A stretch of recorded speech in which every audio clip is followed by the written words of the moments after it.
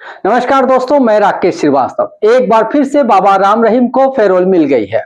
इससे पहले वो 8 बार पैरोल पे बाहर आ चुके हैं।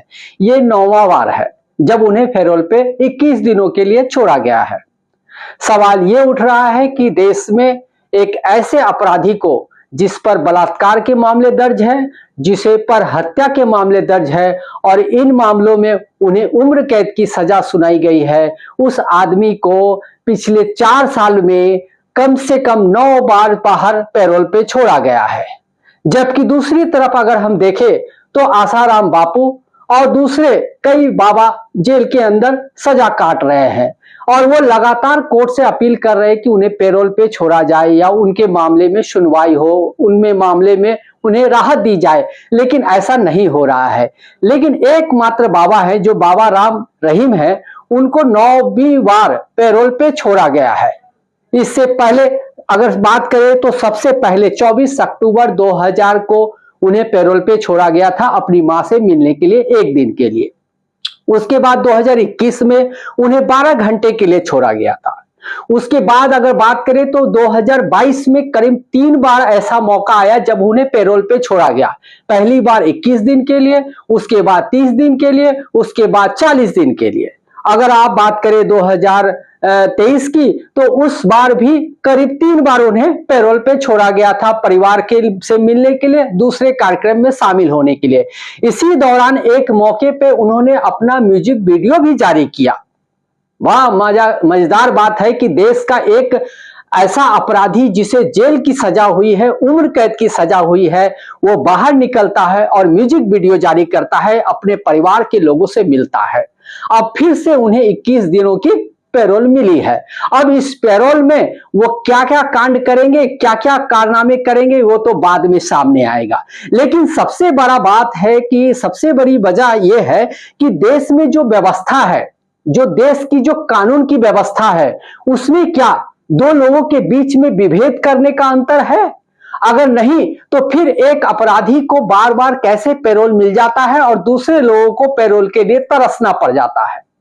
सवाल यह भी उठ रहा है कि क्या सिर्फ यह स्थानीय राज्य सरकार के दौर पे हो रहा है या इसमें कुछ और लोग भी शामिल है जो बाबा राम रहीम से करीबी चाहते हैं या उनमें दिलचस्पी रखते हैं या जो उनके वोट बैंक है उसको साधने के लिए उन्हें बार बार राहत दे रहे हैं।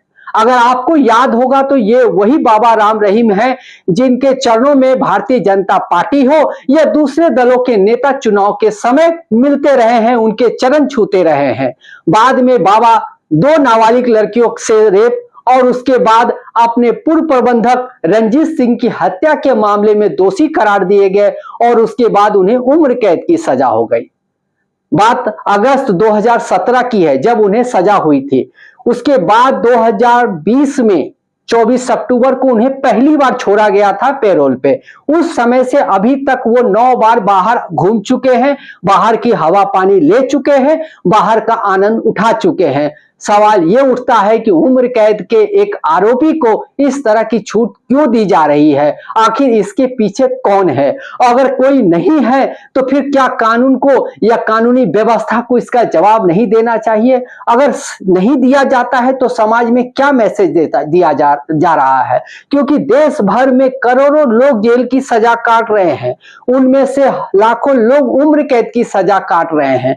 अगर एक अपराधी को बार बार पैरोल मिल रहा है तो उन कैदियों को क्यों नहीं पैरोल पे छोड़ा जाए जो बरसों से इसका इंतजार कर रहे हैं? आखिर उनके भी परिवार वाले हैं, उनके भी घरों में फंक्शन होते हैं, उनके भी कार्यक्रम है। लेकिन नहीं, देश में सबके लिए अलग अलग व्यवस्था तय की जा रही है। जो सरकार के करीबी लोग हैं या जब सरकार को जिससे फायदा हो सकता है उसके प्रति सरकार नरम रुख अपनाती है, जबकि जो नॉर्मल आदमी है, जो नॉर्मल कैदी है, उनको बरसों तक अपने ट्रायल के लिए, अपनी सजा के लिए इंतजार करना पड़ता है। तो इस व्यवस्था में सबसे बड़ा दोष यही है कि आसाराम बापू जो 2013 में इंदौर से गिरफ्तार किए गए थे, 2018 में उन्हें उम्र कैद की सजा दी गई। उन्होंने बार बार कोर्ट के चक्कर लगाए लेकिन उन्हें एक बार भी पैरोल पे नहीं छोड़ा गया।